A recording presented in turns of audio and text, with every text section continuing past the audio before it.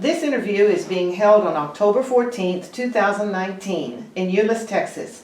I am Penny Galt, and I'm a member of the Mary Isham Keith Chapter, National Society of the Daughters of the American Revolution. I will be interviewing O.D. Lively, a veteran of World War II. Also in attendance is Sonia Starnes, who will be transcribing.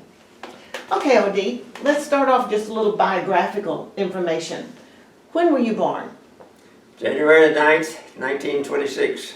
And where?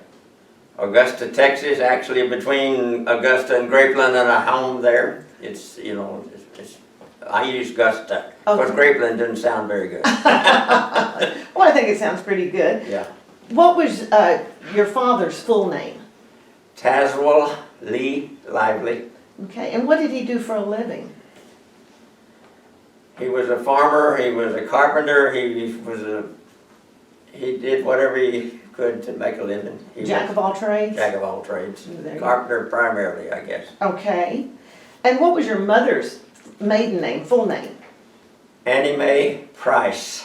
Annie Mae Price, okay. And did she work outside of the home? No. She was just a mother, a wife, and a homemaker? Yeah, I have 7 brothers and sisters, so she was busy. Okay, can you give me the names of your brothers and sisters? The one next to me is Eloise Jean Lively, then Joe Hilton Lively, Kenneth Ray Lively, Douglas Rule Lively, Francis Virginia Lively, David Theodore Lively, Bobby Wayne Lively. And your full name? Octa Doyle Lively. Octa. Octa. And is that a family name? No, my dad said he had a friend that was named that, and he named it, and I never did like him or his friend. Well, it's different. It's different. Whenever somebody said Octa, I knew that. It was you. That was me. Yeah. Did any of your brothers or sisters serve in the military? Younger brother, well, yes. Kenneth was in the Army for 30 years. Oh. Douglas and David and Bobby all were in the Marines. Okay. Basically, they were in Korean War. Okay. And the Vietnam War. Okay. Yeah. Okay. Are you married at this Yes. time? Okay. Is your wife still living? Yes. Okay. What is her name? Her full name, maiden name? Norma Jean Garrison. Okay. And do you have children? 4. Oh goodness. And what are their names? Let's see. Garrison Richard Lively. Marcia Virginia Lively.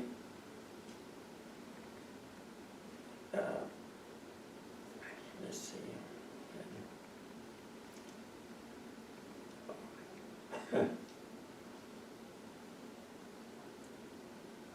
You said Garrison and Marcia. And Lisa Catherine Lively. Okay. And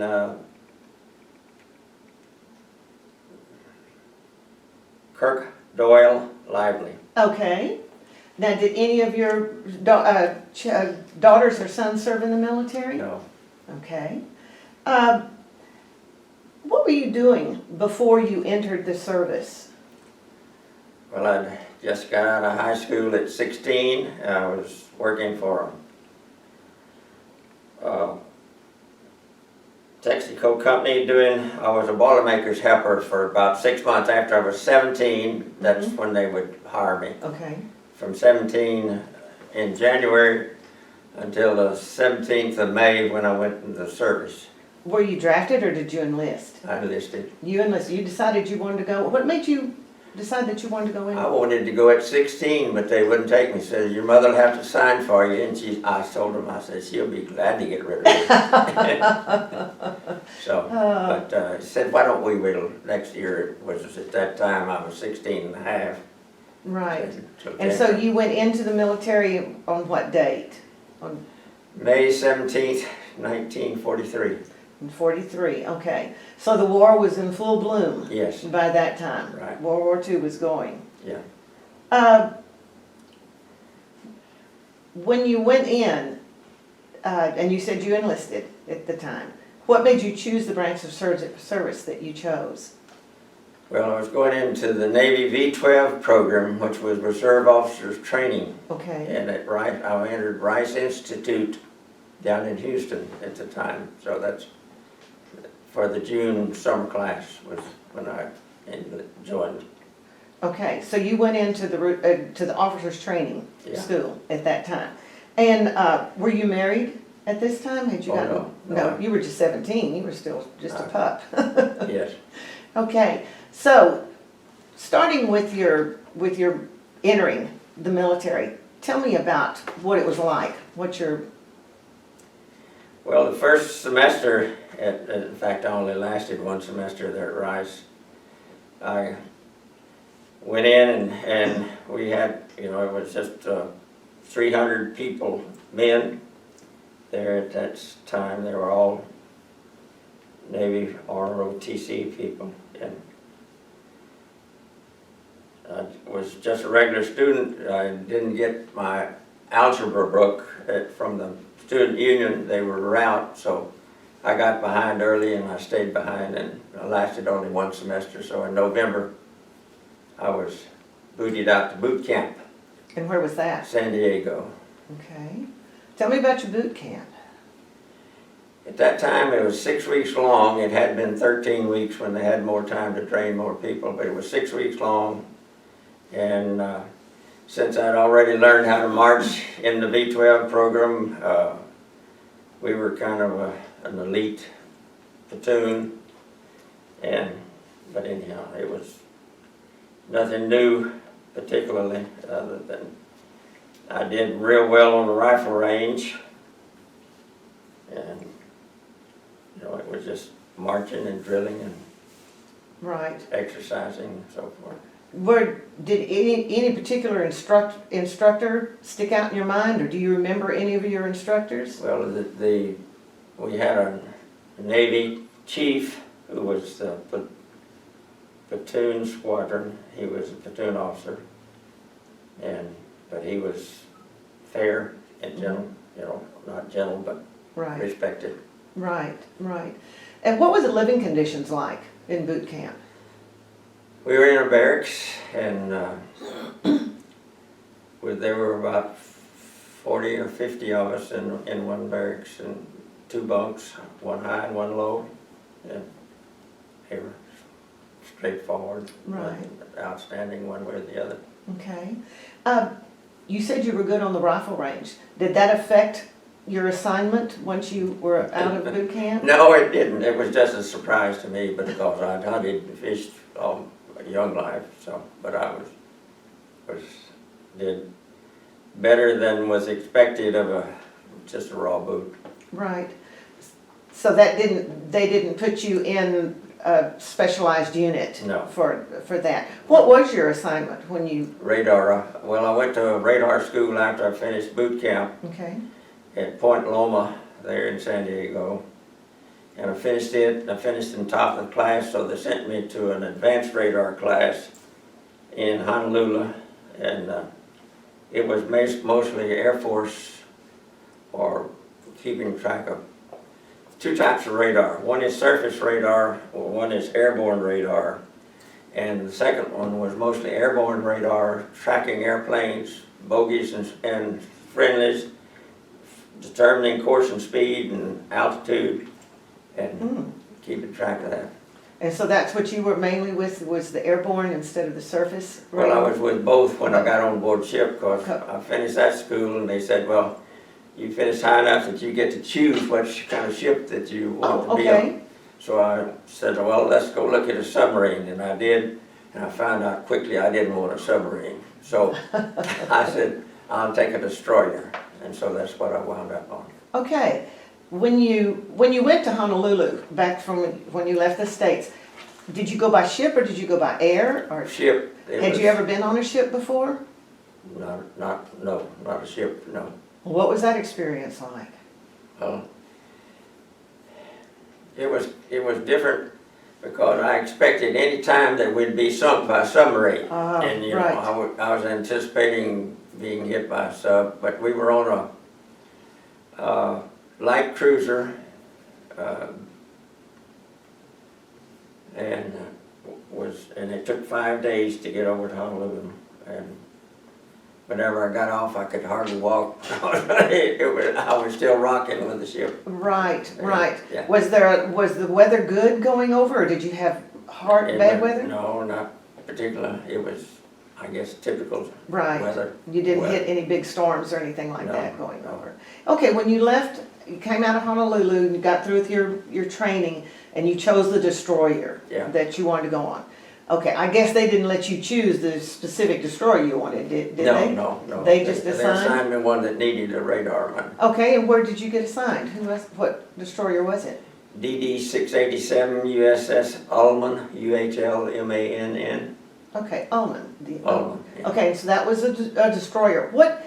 I'm not that familiar with ships. Tell me what the difference in the different ships are. I know there's some that carry airplanes on them and some that. That's the aircraft carrier. Okay, Yes. okay, And they're 1,000 feet long and 200 yards wide, so they can launch planes off the deck there. They're heavily regimented.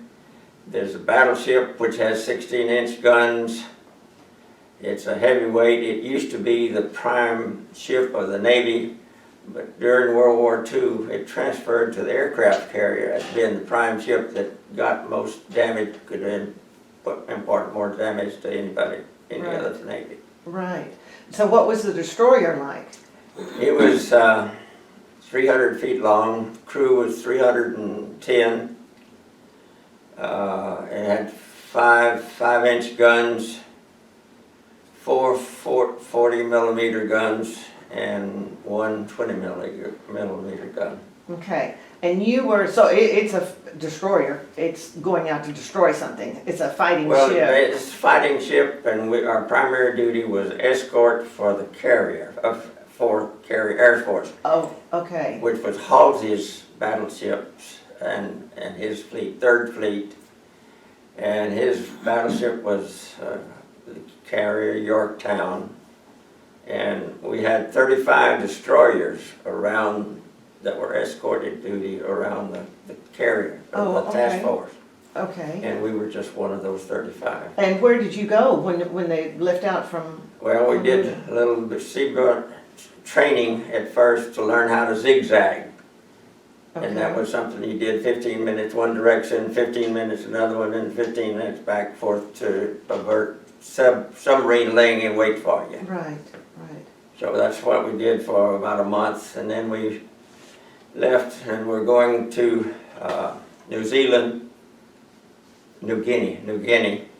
And when we crossed the equator, I was transferred from a polywog to a polywog to a shellback. And what's that? What's a polywog and what's a shellback?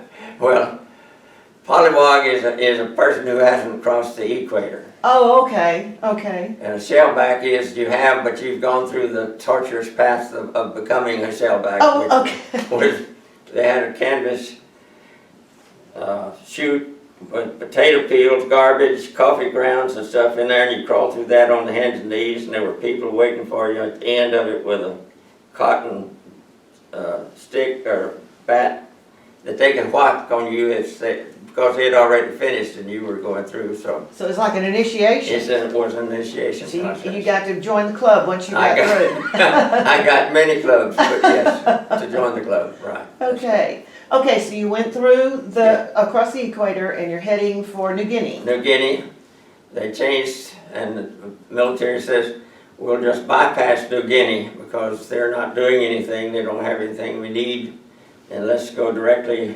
basically, to the Philippines was kind of the next big target, but we had to go through Saipan, Tinian, Guam, Iwo Jima, and then bypass as far as the Navy was concerned, so we bypassed the Philippines and went to Okinawa.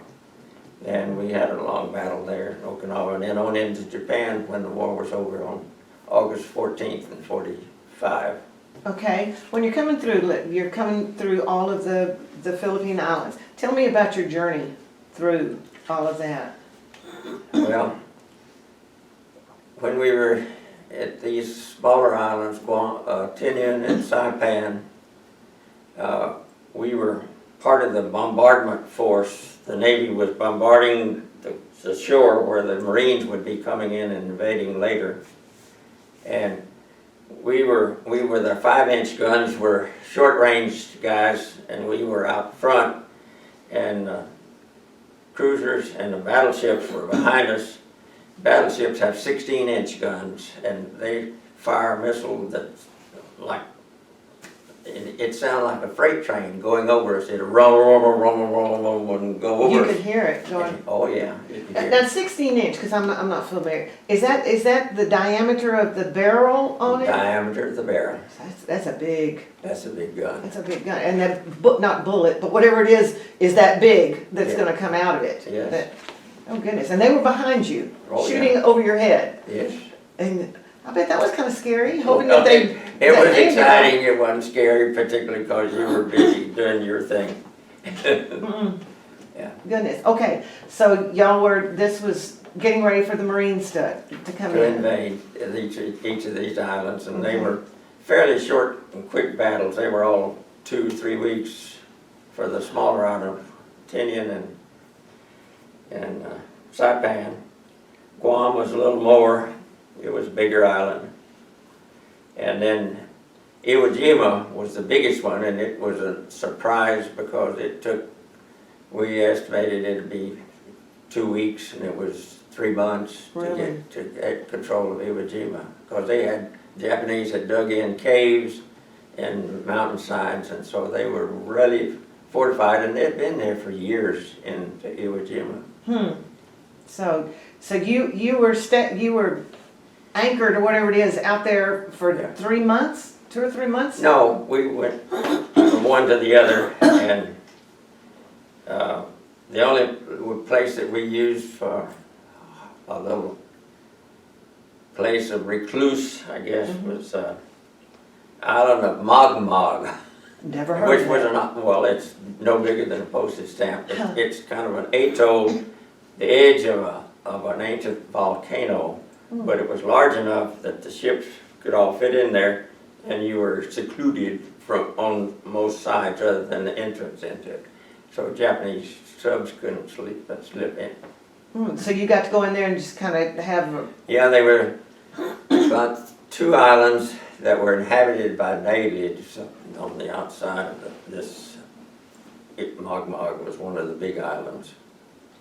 But anyhow. And we got to go ashore and have a few beers, and that was basically. Was there? You said that the islanders inhabited the outside. When y'all went in, was there like a little village or something that you went into, or did the No. military set up? The military didn't let us go into the villages. Okay. They were off limits, and all we could do was see that they were some of them had, and they only had 30 people or 50 people or something like that. It was a real small island. Right. But you were able to get off the ship. Yeah, but we got on to another sandy little island. It was not Right. inhabited. Okay. Okay. So after your relaxing visit Yeah. that you got there, then you went back to Iwo Jima, or did you go to Iwo Jima? We from went. there? We went there probably 3 times during a year and a half. I had 26 months sea duty, and it was solid sea duty, and we were there about 3 times. We would go in, and the whole Halsey's fleet would go in there and rest and recuperate. And Halsey would change commands. He was the 3rd Fleet commander, Admiral Halsey. Admiral Spruance was the 5th Fleet commander, and they would change chairs every 3 months. Halsey would go to the States, Spruance would come out, and he would be the commander of the task force. And it was 5th Fleet when he was there, and it was 3rd Fleet, the same ships, the same people. Just got a different name. Got a different name because of the admiral was an admiral of the Right. 5th Fleet, and One Right. had the third fleet. Huh, so you got to be both fleets. You got to be third and fifth. That's right. Well, good for you. Yeah. What was a typical day like? I mean, not just right there in when you had the R&R in Mogmog, Yeah. but just a typical day like on the ship. Typical day was 4 hours on and 8 off. 8 hours off. And you got up in the morning. Saturday morning was always navy beans for breakfast, powdered milk, and we had so-called butter, but it was actually condensed cheese almost from Australia, but in cans. But anyhow, it was good food for the Navy, you know, typical Navy food. And so on our 4 hours on watch, I would have 30 minutes on the seagoing radar, and 30 minutes off, and 30 minutes on the airborne radar, and we would keep running through that, do the 4 hours on. Right. That was pretty intense, wasn't it? Yeah. I mean, to have Yeah. to just look at that screen and, Yeah, that's why we took the 30-minute break between the two sets, yeah. right, right. Was one more stressful than the other? I mean, one was surface and one was air, but I mean, were they equally stressful or? The surface radar had a range of about 12 miles. It saw line of sight. The airborne radar, we could go 125 miles with it because it was taller range radar and it picked up aircraft. And so the aircraft, of course, once they got high above the terrain, well, they could be picked up. I guess the biggest target I ever saw was about 25 B-29s coming back out of Tokyo. When we got, they had taken off from Guam and gone and bombed Tokyo and were coming back, and they really filled the screen. I bet remember so. Those are big that. planes. Huge planes, Those yeah, are they big. were. That was B-29. Was the B-29 the most popular bomber during that time, or was it B? B-17 was in Europe. It was the first group of airplanes. It was 8th Air Force bombing Germany and Romania and those places. And the B-24 was, B-17 was built by Boeing, B-24 was built by General Dynamics. 24 came into its heavy possession in the Pacific more so than the Atlantic. And the Guam was the launching base that we had that had runways long enough to land the big aircraft bombers. And they'd take off from Guam and they could fly to Tokyo and bomb and come back. Right. Okay, so you've gone out and you're heading back, and you said you went into, excuse me, after you left the Philippine Islands, that little chain of islands that you went, of course, we say little chain of islands, but I mean, I remember hearing about Iwo Jima, everyone has. I heard about Saipan, Tiananmen, I've heard these names. Right. But you said they were relatively small in comparison. Where were you heading? What was the big thing you were heading for? Japan. Okay, so you were heading to Japan. Okay, tell me about that. Well, of course, at the time, it was the kamikazes out of Japan, and Okinawa had kamikazes on them, which were Japanese planes that the pilot was bolted into the cockpit and he couldn't get out, so he had to destroy himself by bombing a ship or, a target. I mean, yeah. so he took out. He took out. His life was gone. He gave his life for his country. He got it in there, and they bolted him in. And he would go out and try to dive on one of our ships. Oh, okay. Whatever Okay. his target was. And Oh, goodness. so we got, our commander was a volunteer, and so we got on picket duty, which was, we would be 50 miles between the fleet and the nearest, either Okinawa or Japan, and we would go out there and pick up incoming bogies, which were Japanese planes, and let the fleet know. Occasionally we'd get a couple of Navy planes that we could control out there, and they would circle around over us, and we could tell them, that they're coming. Oh, okay. So you were kind of the forward point. You were Yes, out there to notify everybody else what's heading your way. that's correct. Okay, how long was that? How long were you out there doing that? Something like 4 months, over a 4-month period of time. We Okay. weren't always out there. We were, I guess we had 3 or 4 turns at picket duty.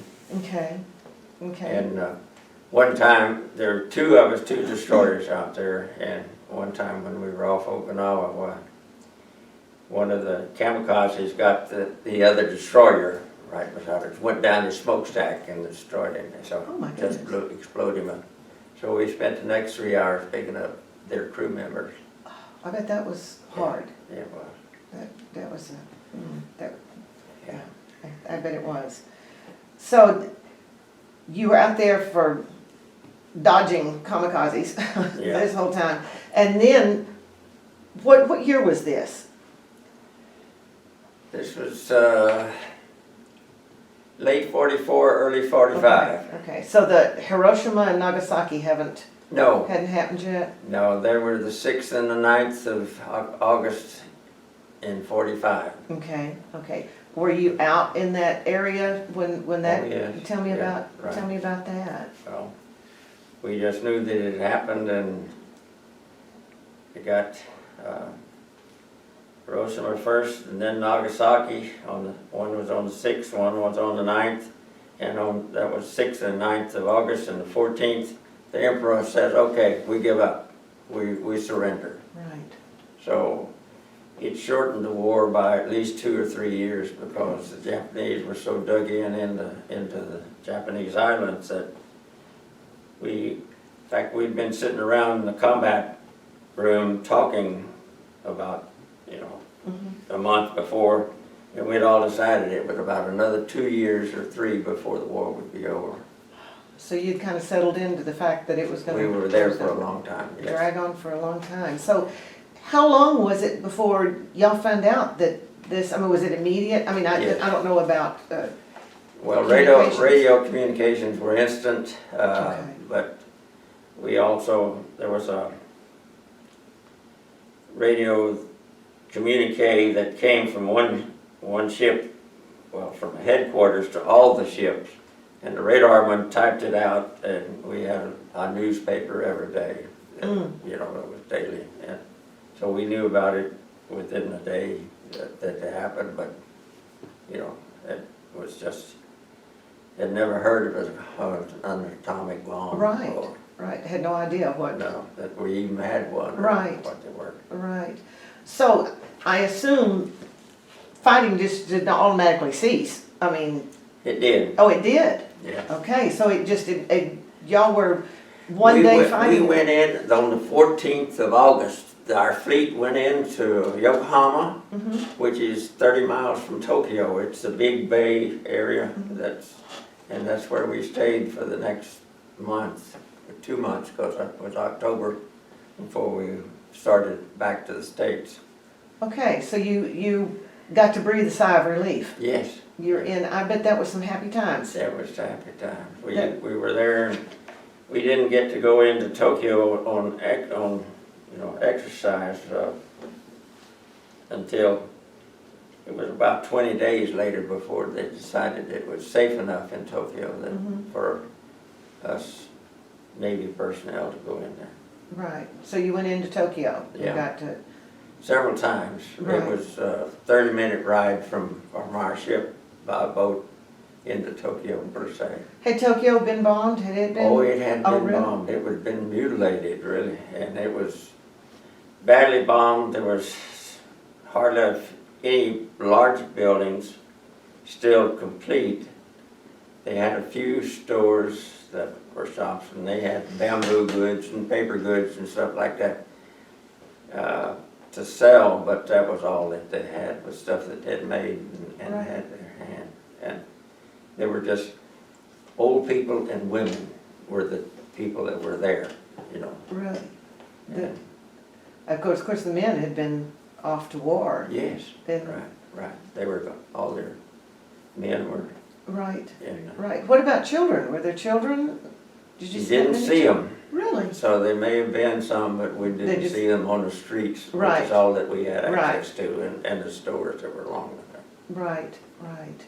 Okay, so you were there for, what'd you say, a couple of months? Basically, 2 months. We were there from middle of August until the 31st of October. We left coming back to the States. Okay, so y'all, did you get back on your destroyer to come back? yeah. Or Oh, yeah. Okay, so you brought the destroyer back. It That's brought how us you- back. Oh, it brought you back, okay. Yes, ma'am. It brought you back, okay. Well, what was what was the sail back like? A whole different mindset than going over, I'm sure. Going over your, so. Yeah, we got back into the States on the 16th of November, so it was, like 2 weeks, Right. 2.5 weeks to get back, to sail back. And we went through Honolulu. That was kind of always a place coming out of Pacific or going into the Pacific.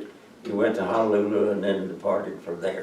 Okay. So we came from Okinawa from Tokyo down to Honolulu. And then, Went back to Seattle. okay, you went into Seattle. You came in through Seattle. Yeah, Okay. And you got off the ship when? When was this, in November? March, Did you say? March. No, March. well, we got there in November, but we were just, you had to accumulate enough points to get out. Okay, what are points? What is, how do you get Well, points? It's age and family and time and service, all Okay. accumulated points. And you were young. I And was you weren't young, married? I wasn't no married, and I had tried to make mother and my brothers and sisters as a family, but that didn't get me many points, so I was there from November to March, Oh, and goodness. before I got enough points to get out. So I got on the train and came back to the Galveston area to get out. Was actually where I was mustered out. Okay, in the Galveston area. I know that, you couldn't just pick up cell phone and call and say, I'm coming home. So was there anybody there to meet you, or did Oh, no. they know that you were coming, or? No, You just- they didn't know. They probably didn't care. Oh. But anyhow, no, there wasn't anybody there. So what I did got- you do when you came back? When you got off the ship, tell me what, We got on a train and came from Seattle down to Galveston, and Fort Hickok was actually the place that was the Army base that we got out, that mustered out from. And I got on a bus then from there and went to Jasper, which was my hometown, oh, okay, in East Texas, Okay. Southeast Texas. okay. So you came back and went home to your family. Were you able to pick right back up with your civilian life, or was it hard to adjust, or? No, I got a job with my uncle. He was a county surveyor, and I operated the transit for him for the months between late March and early June when I entered SMU on the GI Bill. Oh, okay. And what did you go in, what were you majoring in, or what did you? Engineering, An engineering. mechanical engineering. Okay, so the GI Bill put you through school. Oh, yes, Oh, well, that was good. a rich uncle. There you go, there you go. And it was during this time that you met your future wife? I met her at SMU, yeah. Okay. She was a 17-year-old high school graduate, and I was a 20-year-old ex-Navy guy that we met there at SMU. And she was in the girls' dormitory, and the guys had a barracks out on old CCC base off of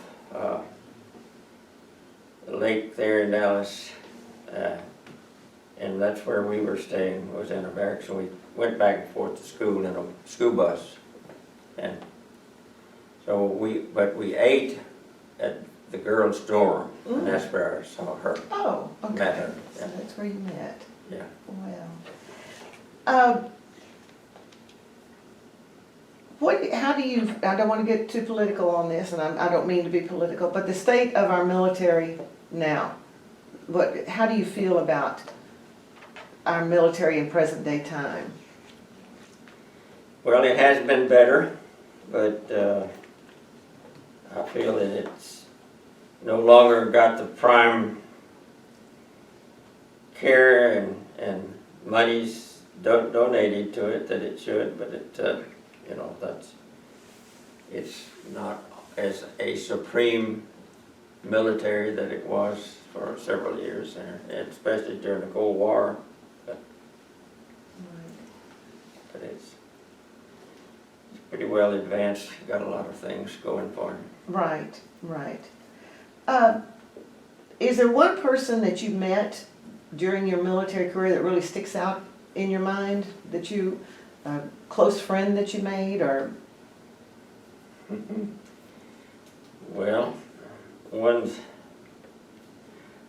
that was close friends, and he was also ex-V-12 guy. He had flunked out of his class, and he was from going to Michigan State. I had gone to Rice, and we met. He was a radar operator like I was, and we wrote for several years after we both got out. And he had a good football team. Michigan State did, and SMU did at the time. So. And what was his name?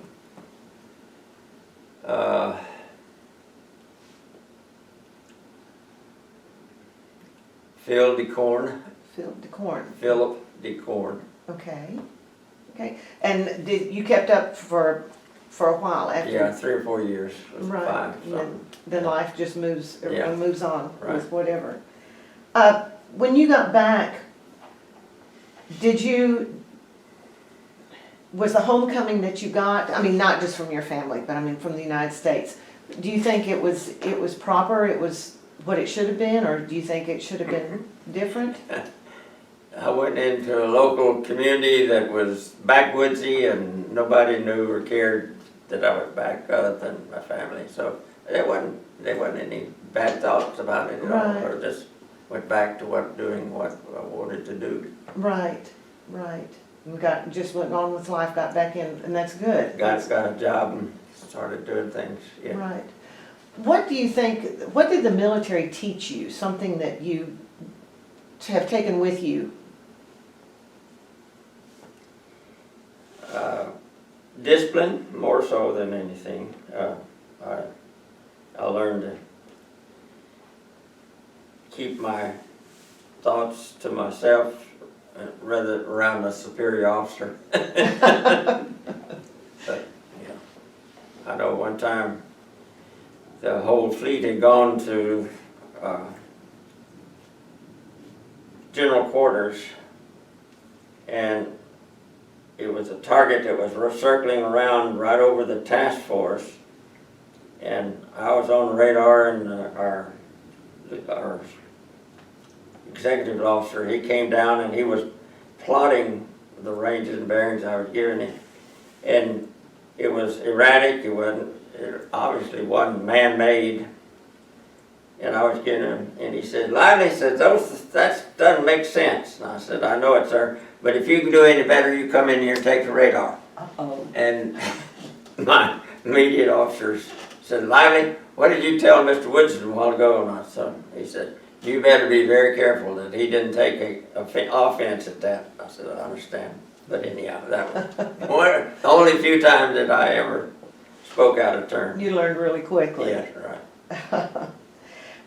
Would you do anything differently in your military service? I mean, do you have any regrets, or is there anything that you would do different? No, I chose the Navy because it meant having food and a place to stay, and didn't have to dig bunk holes, foxholes, or shovels, or anything like that, and didn't have to cook my food or anything. I deliberately chose the Navy to get it. Right, because of what they could offer you, Right. as far as that's concerned. Right.